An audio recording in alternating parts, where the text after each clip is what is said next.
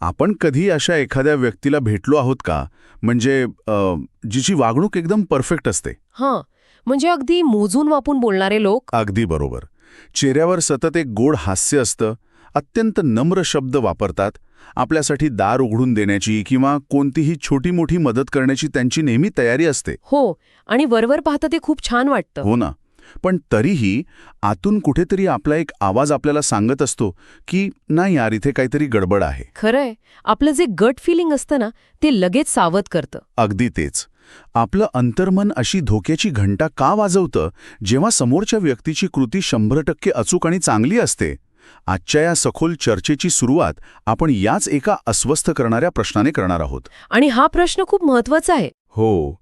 आजच्या या विश्लेषणाचं मुख्य उद्दिष्टच हे आहे की आपण हे समजून घ्यायचंय, आपण नेहमी काय करतो म्हणजे आपली कृती काय आहे याकडे जग लक्ष देतं, पण आपण ती गोष्ट का करतो, तो जो अदृश्य हेतू असतो ना, तो आपले परिणाम कसे ठरवतो, हे आज आपल्याला पाहायचंय. नक्कीच. आणि ह्या प्रश्नाचं उत्तर मानवी उत्क्रांतीमध्ये आणि मानसशास्त्रामध्ये दडलेलं आहे. आज आपण विद्यावाचस्पती विद्यानंद यांच्या एका अत्यंत अभ्यासपूर्ण लेखनावर सखोल चर्चा करत आहोत. त्यांचा विषय आहे, हेतू चांगला नसेल तर परिणाम वाईटच होतात. क्या बात आहे. खूपच खोल विषय आहे हा. हो ना. या लेखनाचा मुख्य गाभा जो आहे ना, तो बाह्य जगातील चांगुलपणाचा बुरखा आणि माणसाच्या आतला खरा हेतू यातील द्वंद्वावर प्रकाश टाकतो. म्हणजे बाहेरून एक आणि आतून दुसरंच. अगदी बरोबर. आपण अनेकदा बाह्य कृतीलाच सत्य मानण्याची चूक करतो, पण विद्यानंद यांच्या मते कृती ही केवळ एक गाडी आहे. बरं. आणि हेतू हा त्या गाडीचा स्टेअरिंग व्हील आहे. दिशा कोणती हे गाडी नाही ठरवत, तर तो हेतू ठरवतो. अरे वा, हे खूप छान उदाहरण आहे. चला तर मग या स्टिअरिंग व्हीलचा मेकॅनिझम थोडं सविस्तर समजून घेऊया. नक्कीच. आजचं हे विश्लेषण ऐकल्यावर आपल्या स्वतःच्या दैनंदिन कृतींकडे आणि आजूबाजूच्या लोकांच्या वागण्याकडे पाहण्याचा एक अगदी नवा, पारदर्शक आणि थोडासा धक्कादायक दृष्टिकोन आपल्याला मिळेल. हो, कारण हा दृष्टिकोन खूप गोष्टी स्पष्ट करतो. बरोबर. विद्यानंद यांच्या लेखनात एक असा मुद्दा आहे जो खरोखरच विचार करायला लावतो. आजकाल अनेक लोक बाह्य रूपाने चांगुलपणाचं आवरण धारण करण्यात ना अतिशय तरबेज झालेत. हो, ती एक कलाच बनली आजकाल. हो ना. त्यांचे शब्द इतके गोड असतात, वागणूक इतकी समाजहिताची वाटते की कोणाचाही सहज विश्वास बसावा. पण जर आतून काही वेगळीच खिचडी शिजत असेल तर हा मुखवटा गळून पडतोच, असं हे लेखन सांगतं. पण मला पडलेला प्रश्न असा आहे की असं नेमकं का होतं? हा खोटेपणा जास्त काळ का टिकत नाही? कसं आहे, यामागे ना एक अत्यंत भक्कम वैज्ञानिक आणि मानसिक कारण आहे, ज्याला मानसशास्त्रामध्ये आपण कॉग्निटिव्ह लोड असं म्हणतो. कॉग्निटिव्ह लोड म्हणजे नक्की काय? म्हणजे बघा, जेव्हा एखादा माणूस आतून स्वार्थी, लोभी किंवा फसवणुकीचा हेतू बाळगतो आणि बाहेरून मात्र चांगुलपणाचा आव आणतो ना, तेव्हा त्याच्या मेंदूवर प्रचंड ताण येत असतो. अच्छा, म्हणजे डबल काम? अगदी.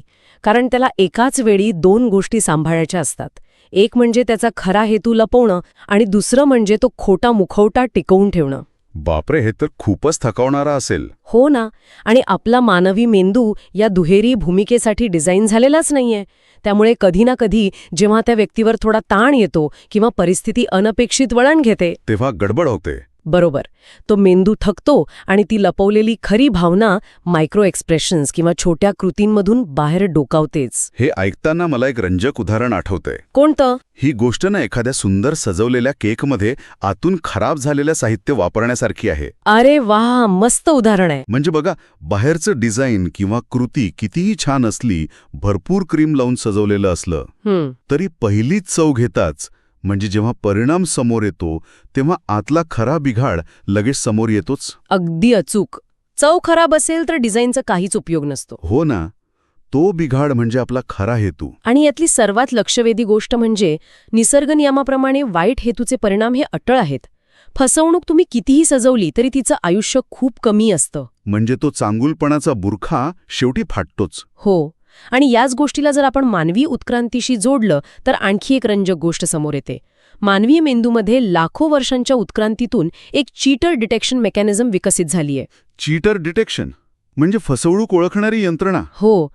जेव्हा समोरची व्यक्ती खोटा हेतू मनात ठेवून गोड बोलते, तेव्हा तिच्या शब्दांमध्ये आणि तिच्या देहबोलीत म्हणजे बॉडी लँग्वेजमध्ये एक अत्यंत सूक्ष्म विसंगती असते. हां, म्हणजे बोलणं आणि वागणं मॅच होत नाही. अगदी तेच. तिचे डोळे आणि तिचं हसणं यात ताळमेळ नसतो. आपला मेंदूही विसंगतीनं सबकॉन्शियस लेव्हलवर किंवा सुप्त पातळीवर टिपतो. आणि म्हणूनच आपल्याला ते गट फिलिंग येतं की इथे काहीतरी चुकीचं आहे. बरोबर. विद्यानंद ज्या निसर्ग नियमाबद्दल बोलतात तो हाच नियम आहे. खोटा हेतू लपवणं हे निसर्गाच्या विरुद्ध जाणं आहे आणि म्हणूनच त्याचे परिणाम वाईटच होतात. म्हणजे जो चांगुलपणाचा बुरखा आहे तो केवळ नैतिकदृष्ट्या चुकीचा नाहीये, तर तो एक प्रकारचा न्यूरोलॉजिकल आणि सोशल ट्रॅप आहे. हो, अगदी. आणि हाच स्वार्थी किंवा खोटा हेतू जेव्हा आपल्या दैनंदिन नात्यांमध्ये शिरकाव करतो तेव्हा परिस्थिती आणखीनच गुंतागुंतीची होते. नक्कीच. नात्यांवर याचा खूप खोल परिणाम होतो. हो, विद्यानंद यांच्या साहित्यात नात्यांमधील गुंतवणुकीचा एक खूप संवेदनशील मुद्दा मांडलाय. एखाद्याला केलेली मदत जर काहीतरी परत मिळवण्याच्या अपेक्षेने केली असेल तर ती मदत खरी राहत नाही. बरोबर. ती एक फक्त देवाणघेवाण होऊन बसते. हो ना. अशा अपेक्षेतून तयार होणारी नाती ही कृत्रिम किंवा आर्टिफिशियल असतात असं ते म्हणतात. यामागचं मानसशास्त्र समजून घेणं खूप गरजेचं आहे. जर आपण याला एका व्यापक दृष्टिकोनातून पाहिलं तर लक्षात येतं की जेव्हा एखादी व्यक्ती असा विचार करते की मी आज याला मदत करतोय कारण उद्या मला याच्याकडून अमुक एका कामाची अपेक्षा आहे, तेव्हा ती व्यक्ती नकळतपणे एक अदृश्य हिशेबाची वही उघडते. अरे बापरे, हिशेबाची वही? हे खूपच व्यावसायिक वाटतंय. हो ना. अशा प्रकारच्या नात्यांमध्ये जिव्हाळा नसतो तर केवळ एक ताळेबंद असतो. आणि मगाशी आपण ज्या चीटर डिटेक्शन मेकॅनिझमबद्दल बोललो ना, ते इथेही काम करतं. म्हणजे समोरच्याला पण ते जाणवतं? हो, 100%. ज्या व्यक्तीला मदत केली जात आहे तिला आज ना उद्या हे जाणवतंच की ही मदत निस्वार्थ नव्हती, तर तिला एक अदृश्य किंमत जोडलेली होती. तिथेच मग विश्वासाला तडा जातो. याच्या अगदी उलट जेव्हा मदत खऱ्या अर्थाने आणि मनापासून निस्वार्थ भावनेतून केली जाते तेव्हा ती समोरच्याच्या मनाला थेट भिडते. नक्कीच. तो प्रभाव खूप वेगळा असतो. हो, त्यातून एक असा बॉन्ड तयार होतो जो कोणत्याही व्यावसायिक फायद्या तोट्यापलीकडचा असतो. आणि विद्यानंद यांच्या मते अशा शुद्ध हेतूतूनच दीर्घकाळ टिकणारा आदर निर्माण होतो. अगदी बरोबर. कारण स्वार्थी हेतूमुळे समाजात संशय, अविश्वास आणि तणाव निर्माण होतो, तर निस्वार्थ भावनेमुळे विश्वास आणि स्थैर्य येतं. पण तरीही आपण अनेकदा बघतो की समाजात लोक हा हिशोब ठेवतातच. मग असा स्वार्थी हेतू ठेवून लोक आपलाच तोटा कसा करून घेतात? हा ना, एक प्रकारचा शॉर्ट टर्म गेन विरुद्ध लॉंग टर्म लॉस असा खेळ आहे. म्हणजे तात्पुरता फायदा आणि दीर्घकालीन तोटा. हो, स्वार्थी हेतूने एखादी व्यक्ती तात्पुरता फायदा नक्कीच मिळवू शकते, पण या प्रक्रियेत ती व्यक्ती आपला सोशल कॅपिटल म्हणजेच सामाजिक विश्वास गमावून बसते. आणि विश्वास एकदा गेला की संपलं सगळं. अगदी तेच. समाजात किंवा कामाच्या ठिकाणी जेव्हा लोकांना हे समजतं की या व्यक्तीच्या प्रत्येक कृतीमागे एक लपलेला अजेंडा असतो, तेव्हा ते आपोआप सावध होतात. अशा व्यक्तीसोबत कोणीही मनमोकळेपणाने वागत नाही. म्हणजे वाईट हेतूने मिळवलेला फायदा हा मुळातच एक प्रकारचा तोटाच आहे तर. हो, कारण एका छोट्या फायद्यासाठी आपण आपली संपूर्ण विश्वासार्हता पणाला लावतो. हा मुद्दा आपल्याला या सखोल चर्चेच्या सर्वात महत्वाच्या आणि थोड्याशा गंभीर भागाकडे घेऊन जातो. कर्माचा नियम. बरोबर. केवळ नातीच खराब होत नाहीत, तर वाईट हेतूचा सर्वात मोठा फटका स्वतःलाच कसा बसतो हा तो मुद्दा आहे. The boomerang effect. हो, जशी भावना आपण जगाकडे पाठवतो तशीच ती आपल्याकडे परत येते. विद्यानंद यांच्या साहित्यातून हा विचार समोर येतो की दुसऱ्याला हानी पोचवण्याचा विचार करणारा माणूस नकळत स्वतःच्या जीवनात नकारात्मकता ओढवून घेतो. हा कर्माचा नियम आहे आणि तो कोणालाही चुकत नाही. पण इथेच हा विषय खऱ्या अर्थाने रंजक ठरतो. कारण मला एक प्रश्न पडतो. कोणता? म्हणजे अनेकदा आपण पाहतो की वाईट हेतूने वागणारे लोक सुरुवातीला खूप यशस्वी होताना दिसतात. त्यांना तात्पुरता का होईना पण मोठा फायदा मिळतो. ते मोठ्या पदांवर पोचतात, भरपूर संपत्ती मिळवतात. हे आपण रोजच बघतो. मग अशा वेळी या कर्माच्या नियमावर विश्वास कसा ठेवायचा? जे प्रामाणिक आहेत ते संघर्ष करत असतात आणि हे लोक मजेत असतात.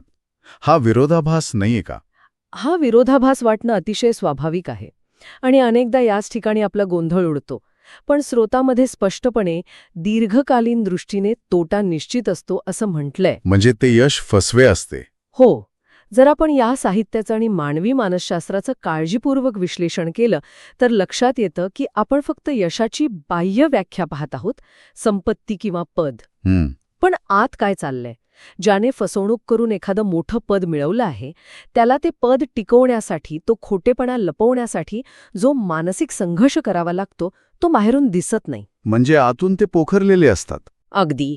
मानसशास्त्रामध्ये याला हायपर व्हिजिलन्स म्हणतात. अशा व्यक्तीचा मेंदू सतत एका धोक्याच्या सावटाखाली असतो. बापरे. आपला मुखवटा कधी फाटेल, आपलं भिंग कधी फुटेल या भीतीने तो सतत एक प्रकारच्या सर्व्हायव्हल मोडमध्ये जगत असतो. हे खूपच भयंकर आहे. म्हणजे बाहेरून पाहणाऱ्याला असं वाटतं की ती व्यक्ती एका आलिशान महालात राहतीये, पण प्रत्यक्षात ती स्वतःच्याच मेंदूने तयार केलेल्या एका तुरुंगात अडकलेली असते. तंतोतंत. तो जो यशस्वी वाटणारा काळ असतो ना, तो खरे तर आतून पोखरत जाण्याचा काळ असतो. तो बुमरँग इफेक्ट केवळ बाह्य जगात काम करत नाही, तर तो आपल्या मज्जासंस्थेवर म्हणजे नर्वस सिस्टमवर काम करतो. म्हणजे शरीरावरही त्याचे परिणाम होतात. हो तर. जेव्हा मनात सतत दुसऱ्याला मागे खेचण्याचे विचार असतात, तेव्हा शरीरात कॉर्टिसॉल सारखे स्ट्रेस हॉर्मोन्स सतत वाहत असतात. वाईट हेतू हा शेवटी स्वतःच्याच विनाशाचं आणि मानसिक शांततेच्या विनाशाचं कारण बनतो. म्हणजे निसर्गाचा नियम उशिरा लागू होत असेल, पण तो खात्रीने लागू होतो. हो. ज्या इमारतीचा पायाच खोटेपणावर उभा आहे, ती इमारत कधी ना कधी पत्त्यांच्या बंगल्यासारखी कोसळतेच. आणि तेव्हा होणारं नुकसान त्या तात्पुरत्या यशापेक्षा कितीतरी भयंकर असेल. नक्कीच. हे स्पष्टीकरण खरोखरच डोळे उघडणार आहे. पण मग वाईट हेतूचे इतके भयंकर मानसिक आणि सामाजिक परिणाम जर अटळ आहेत, तर आपण यातून मार्ग कसा काढायचा? यावरही एक अत्यंत साधा आणि प्रभावी उपाय या साहित्यात सांगितला आहे. तो कोणता? कोणतीही कृती करण्यापूर्वी स्वतःला एक प्रामाणिक प्रश्न विचारणं अत्यंत आवश्यक आहे. आणि तो प्रश्न म्हणजे, मी हे का करतो आहे? मी हे का करतोय? फक्त एवढाच प्रश्न. हो. ऐकायला सोपं वाटतो, पण या प्रश्नामुळे अनेक चुका टाळता येतात. यामधून एक अत्यंत महत्त्वाचा प्रश्न निर्माण होतो की कोणतीही मोठी कृती करण्याआधी केवळ 2 सेकंड थांबून स्वतःच्या हेतूचं परीक्षण करण्याची सवय लावली तर जीवनात किती सकारात्मक बदल घडू शकतील. खरंय. पण अनेकदा आपल्याला स्वतःशीच प्रामाणिक राहणं जड जातं. आपला इगो आपल्याला खरा हेतू पाहण्यापासून रोखतो. हो, पण जर आपण हा पॉज घेण्याची सवय लावली तर हेतू शुद्ध राहायला मदत होते. आणि हेतू शुद्ध असेल तर योग्य मार्ग आपोआप सापडतो. जीवनात खरे यश आणि आनंद मिळवण्यासाठी कृतीपेक्षा हेतू जास्त महत्वाचा आहे. तर मग या सगळ्याचा नेमका अर्थ काय? आपल्या दैनंदिन आयुष्यात याचा वापर कसा करायचा? चांगल्या हेतूतूनच चांगल्या कृती जन्म घेतात. बरोबर. आपल्या स्वतःच्या अंतर्मनात डोकावून पाहणे आणि हेतूंना स्वच्छ ठेवणे ही एक सतत चालणारी प्रक्रिया आहे. ही कोणती एक दिवसाची कार्यशाळा नाहीये. अगदी. रोजच्या छोट्या छोट्या गोष्टीमध्ये आपण हा प्रश्न स्वतःला विचारला पाहिजे. हो ना. ऑफिसमध्ये सहकाऱ्यांशी बोलताना, घरात वावरताना, तिथे जर आपण मी हे का करतोय विचारलं तर कितीतरी अनावश्यक ताण कमी होईल. नक्कीच. आजच्या या संपूर्ण चर्चेचा आपण जर सारांश काढायचा म्हटला तर हेतू हा अदृश्य असला तरी त्याचे परिणाम अत्यंत दृश्य आणि अटळ असतात. आणि शुद्ध हेतू हा केवळ दुसऱ्यांसाठी नाही तर स्वतःच्या आनंदासाठी आणि समाधानासाठी सर्वात मोठा आधार आहे. अगदी 100%. पण आजच्या या सखोल चर्चेच्या शेवटी एक विचार जो सर्वांनी स्वतःला विचारण्यासारखा आहे. अनेकदा आपला स्वतःचा हेतू आपल्याच नकळत आपल्या सबकॉन्शियस माइंडमध्ये दडलेला असतो. आपण दुसऱ्याला मदत करतो तेव्हा आपल्याला वाटते की आपण ते निस्वार्थपणे करत आहोत. बरोबर. पण खरोखरच त्यामागे लोकांनी मला चांगले म्हणावे किंवा कौतुक करावे ही लपलेली अपेक्षा नसते का? खरा निस्वार्थ भाव आणि केवळ कौतुकाची छुपी अपेक्षा यातील धूसर रेषा आपण कशी ओळखायची? हा खरोखरच खूप विचार करायला लावणारा प्रश्न आहे. हो ना.